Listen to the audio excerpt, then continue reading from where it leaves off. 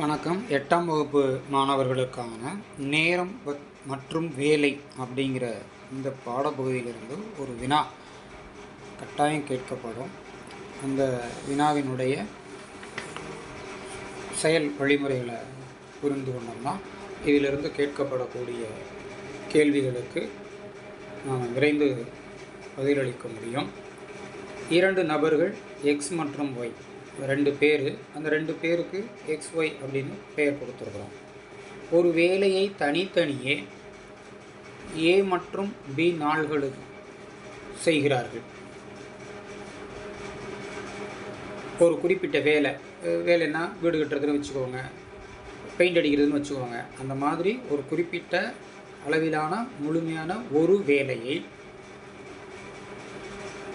X என்பவர் செய்யும்போது A நாள்கள் எடுத்துக்கொள்கிறார்.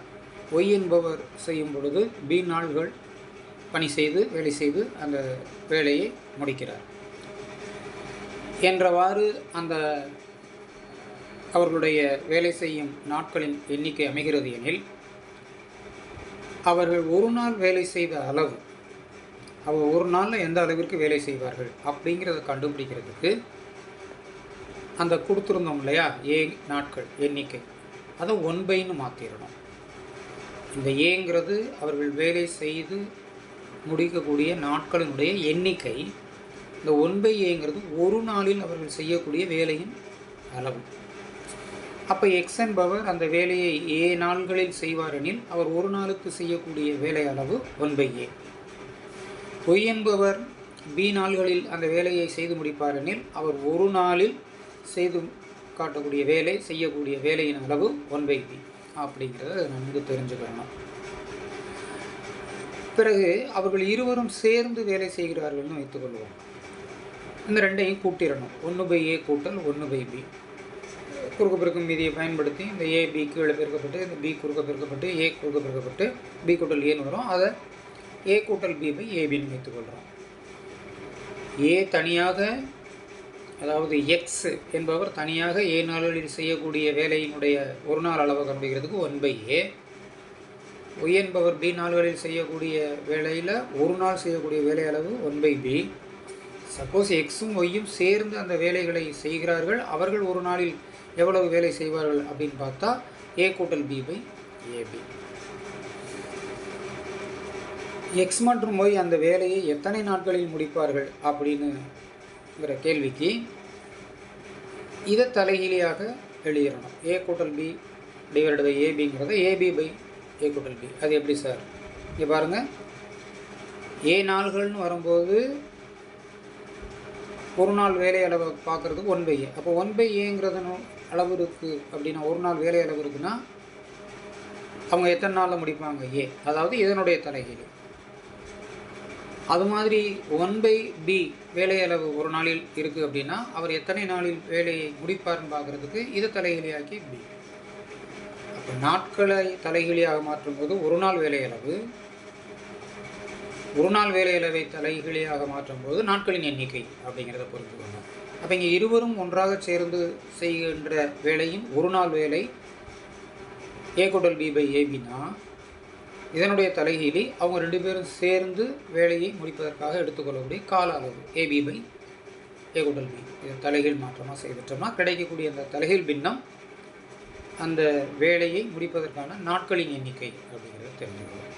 இந்த அமைப்பு முறைகளை தெரிஞ்சுக்கிட்டு இந்த கணக்கை அணுகுனீங்கன்னா இதெல்லாம் ஒரு எளிமையான கணக்காக இருக்கும், விரைந்து விடை செய்திடலாம். இப்போ எடுத்துக்காட்டு 4.23 பார்க்குறோம். A மற்றும் B ஆகிய இருவரும் இணைந்து ஒரு வேலையை 16 நாள்களில் முடிப்பார்கள். Aயும் Bயும் சேர்ந்து. A தனியே அந்த வேலையை 48 நாள்களில் முடிப்பார். ஏங்கிறவர் தனியாக வேலை செய்து அதுக்கு 48 நாள் எடுத்துக்கிறாரு. B தனியே அந்த வேலையை எத்தனை நாள்களில் முடிப்பார்? இதுதான் அதனுடைய கேள்வி. இப்போ Aயும் Bயும் சேர்ந்து அப்படிங்கும்போது கூட்டல் அடையாளம், அவர்களுடைய ஒரு நாள் வேலை இதை கொடுத்துருந்ததை பின்னமாக மாற்றிடணும், தலைகீழியாக மாற்றிடணும். 1/16 ஒரு நாள் வேலை அளவு எண்ணிக்கை கொடுத்துருந்தாங்க, அதை தலைகீழியாக மாற்றி 1/16. ஏயின் ஒரு நாள் வேலை அளவு, ஏ தனியாக எத்தனை நாளில் வேலை பார்ப்பாருன்னு கொடுத்துருக்குறாங்க? 48. அப்போ அதனுடைய ஒரு நாள் வேலை அளவை கண்டுபிடிப்பதற்கு அதனுடைய தலைகீழ் 1/48. இப்போ பியினுடைய ஒரு நாள் வேலை அளவு எவ்வளவுன்னு கண்டுபிடிக்கிறதுக்கு இந்த 2 வேலை அளவில் இதிலிருந்து இதை கழிச்சிடணும். ஏன் சார் கழிக்கணும்? இது 2 பேரும் சேர்ந்து அதை செய்து முடிக்கக்கூடிய அளவு, இது ஏ மட்டும் தனியாக செய்யக்கூடிய அளவு. அப்போ இதிலிருந்து இதை கழித்தோம்னா பி மட்டும் தனியாக செய்யக்கூடிய அளவு கிடச்சிடும் இல்லையா? இன்னும் புரிய வைக்கணும்னா இவங்க 2 பேரும் சேமித்த தொகை 100 ரூபான்னு வச்சுக்குவோம். அதில் இவரோட அளவு 40 ரூபான்னு வச்சுக்குவாங்க. அப்போ இன்னொருத்தருடைய அளவுங்கிறது கழித்து பார்த்தா 60 ரூபான்னு சொல்லிடுவீங்க இல்லையா? அந்த மாதிரி நினச்சி இதை கழிச்சிடணும். இதிலிருந்து இதை கழிக்கணும். அப்போ 1/16 கழித்து 1/48 மீச்சியமாக எடுங்க.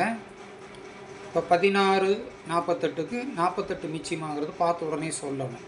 1/16 16, 2/16 32, 3/16 48. அப்போ இந்த 48 ஒரு மாதிரி இந்த எண் அமைகிறதுனால எதால் பெருக்கினா அமைகிறது? 3ஆல். அந்த 3 இங்கே பெருக்கிடுங்க, மற்றதெல்லாம் அப்படி எழுதுங்க, இதை விட்டுருங்க. அவ்வளோதான் மீச்சியம் எடுக்கிறதுடைய பிழைப்பாடு. இப்போ இந்த 48 கீழே எழுதிக்கிறோம்.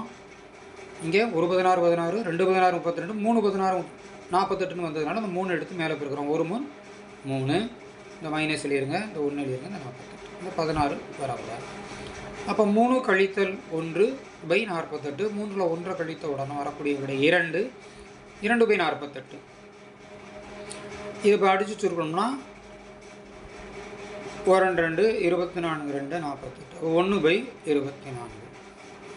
இது வந்து பியின் ஒரு நாள் வேலை அளவு. இப்போ நமக்கு ஒரு நாள் வேலை அளவு கேட்கல, பி எத்தனை நாட்களில் அந்த வேலையை முடிப்பார்னு கேட்டிருந்தாங்க, அப்படி தானே? அப்போ நம்ம என்ன செய்யணும்? இந்த ஒரு நாள் வேலை அளவு தலைகீழியாக மாற்றணும்னா நாட்களின் எண்ணிக்கை கிடைக்குங்கிறது தெரிஞ்சிருக்கும். அதனால் அந்த 1/24 தலைகீழியாக மாற்றும் போது 24ன்னு வரும். இதுதான் நாட்களின் எண்ணிக்கை. எனவே பி என்பவர் தனியே அந்த வேலையை 24 நாள்களில் முடிப்பார் அப்படின்னு இந்த கணக்கு முடிச்சிடலாம். மிக எளிமையான கணக்கு. இது மாதிரி நான் ஒரு 2 3 கணக்குகள் பார்க்கலாம். இந்த கணக்குகள் கேட்கப்படும் போது எந்த விதமான தடுமாற்றமும் இன்றி மிக விரைந்து விடை சரியான முறையில் சரியாக விடை பகர வேண்டும். வாழ்த்துகள், பாராட்டுகள், நன்றிகள்.